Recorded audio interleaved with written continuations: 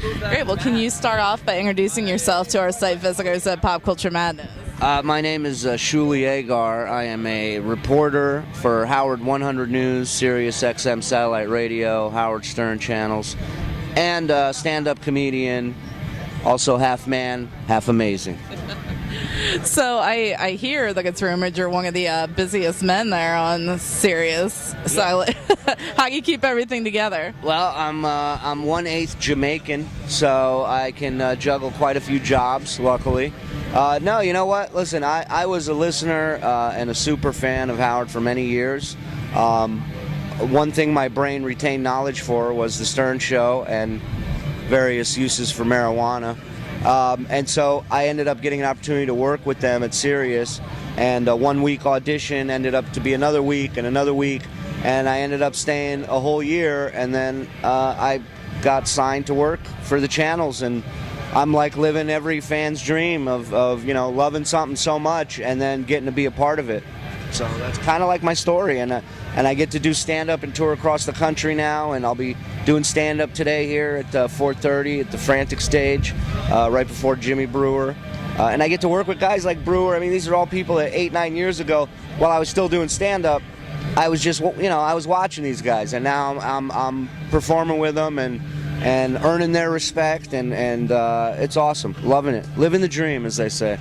Do you ever still get nerves at all, like going in, especially these big festivals or anything like that? Well, concerts are usually kind of tough for comics, but the cool thing about this festival is that there's specific stages set up for that. So it's not like, I remember I did a gig once in Vegas. I lived in Vegas for a long time, and I was starting out, and the guy said, "Hey, this singer for a band saw me doing stand-up one night. He goes, would you do some stand-up before our show?" I said, "Sure."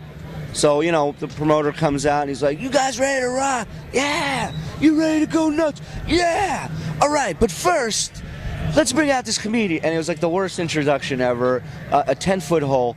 And, I walked out, and 2 seconds before I even opened my mouth, I was like, "Suck my dick!" And I'm like, all right, this is going to go good. So it was rough. But like I said, these stages are specific. People know what they're going to see when they get here. And I'm looking forward to it, man. Metallica, are you kidding me? Sepultura, I mean, this is sick, man. I shouldn't be anywhere in here for free. I should have bought a ticket, but I get to be here and perform. It's awesome. That's great. So what is one of the craziest stories you've ever had to report on? I'm curious. Dead hooker, and is this on? Sorry, scratch that. One of the crazy, I can tell you my first major assignment when I got here to New York, a gentleman by the name of High Pitch Eric, I don't know if you're familiar with his work, a large, rotund man, well into the 500-pound range, I would say, and a challenge was made whether or not he could mass weight-wise, how much weight could he mass with poop. If he ate for 24 hours straight and pooped 24 hours, how much weight would be there? How much weight per movement? So many questions. Yet no one was willing to document it and be there to make sure this was all legitimate for the records, for the archives, except me. I took that. I said, I'll run with that torch. I'm about making history.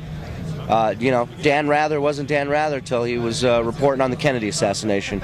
So High Pitch Eric crapping into a bag and weighing it was my Kennedy assassination.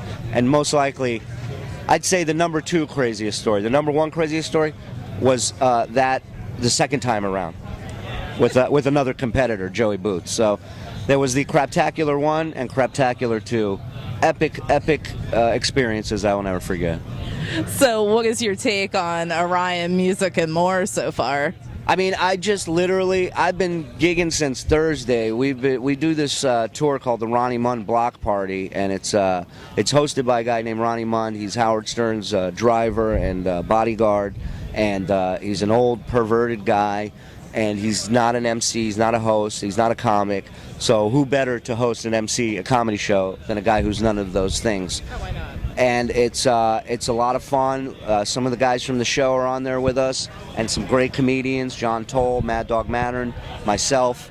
And so we've been touring since Thursday, and I did Thursday 2 shows, Friday 1 show, Saturday in Rhode Island 2 shows, then drove back last night at 1, 2 in the morning, got home at 5, woke up at 8, drove out here with a smile on my face, and I'm loving it, man. I'm loving it.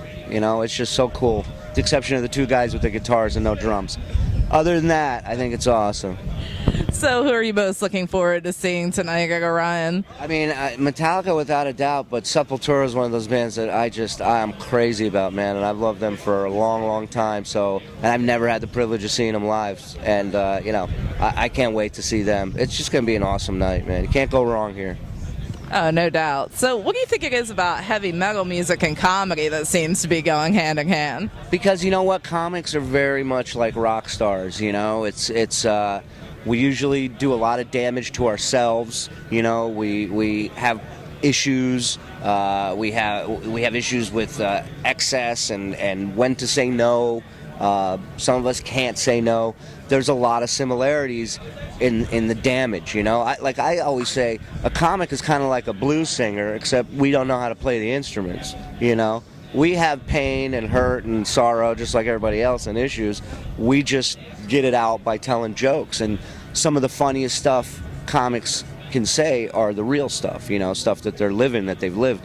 So yeah, it's very similar, and it's just, it gets you, like, we play nothing but metal before our shows, you know, and it gets us pumped, gets the crowd pumped, lets them know you're about to see a rock show, man. You're about to see some stuff that you're not going to see at a Dane Cook show, you know. There's going to be chicks, midgets, speech impediments, wheelchairs, and that may just be from one person. Yeah. So is there any subject that's taboo for you? No, you know, as long as it's intelligent and funny, then I don't have a problem with it. If you're just saying it for shock and there's nothing funny behind it, then it's just dumb. And you know, I mean, the dumbness of it offends me, not necessarily the statement. You know what I mean? Like that you would think I'm dumb enough to think that's interesting. I think, you know, you don't want to necessarily have to say the dirty word. Like, I'm not a clean comic, I'll be honest with you, but sometimes you don't have to say the dirty word. You can say something intelligent enough that makes everybody think of that word without you having to say it, you know? So that's the trick, kind of, and I'm still learning it, you know? I love saying shit as much as anybody else and everything else, you know? I drop them all, but now I got a 2-year-old little girl, so I'm working on that, too. So what is next on the horizon after Orion? Well, we're continuing the Ronnie Munn Block Party Tour. People can check out all the info on it on cleanboxentertainment.com, or you can check out my website, jewgonewild.com. Jews Gone Wild with an S was taken. So, yeah, I'm just with the W. And I'm on Twitter at Shalom Shuli, Facebook, you know, Shuli. And we're just continuing this tour. We're booked all the way through 2013, and in March we will be on the island of Jamaica doing the first annual Ronnie Munn Jamaican Getaway, where a bunch of people from the Stern Show are going to be there, a ton of fans, and the resort is all ours. Food, drinks. There's going to be all kinds of events, comedy shows, just tons of stuff that we're going to be doing, and just a lot going on, man. Business is definitely picking up, and business is good. That's awesome. Well, I want to thank you for taking a few minutes out to speak with me. Is there any final comments you'd like to share with the visitors to PCM? I think you need to interview the cameraman. He's an interesting guy. He's sitting there quiet. He's doing a tough job, and I think he needs to be rewarded with some camera time himself. You look like you got a good story on you, my friend. Or you might be connected and you're going to kill me. One of the two. I don't know which one yet, but I'm going to leave this tent real goddamn quick. I'll tell you that right now. You know what? That's my fiance, so he gets plenty of rewarding. Now I know the dirty looks. He's like, this Jew's going to try and put the moves on my old lady. I'm like, all right. Relax. I got my old lady here too, pal. Don't worry. We're both good. How long you guys been together? Since January. Since January. Now, you just dating or married? No, we're engaged. Engaged. All right, I'm going to ask you something. Does he hold your purse for you from time to time? Yes, he does. Then you, my friend, are ready for marriage. That is the last stage of training they put us through before they completely cut our balls off and, you know, throw it in the glove box so we never use it again. Holding the purse. I tried fighting that. I know you did too, because you're a tough dude, tats, everything. He tried fighting it, right? He didn't want to do it. He did. Right. None of us do. And then we finally give up, because once you get married, you realize, as far as embarrassing shit goes, that's really way down on the list. There's a lot more embarrassing shit than holding. I hold my wife's purse now proudly. That's good. I'm proud of you. That's good. It's a vagina replica purse, actually, and I hold it, and it's got a tampon string hanging out of it, and I've waved in front of the Today Show window to people watching on TV, because all that is not as embarrassing as being married. And I love her to death. She's the greatest woman ever. Good. I'm glad. Good luck, you two crazy kids. Have fun. Name the first one after me. Thank you.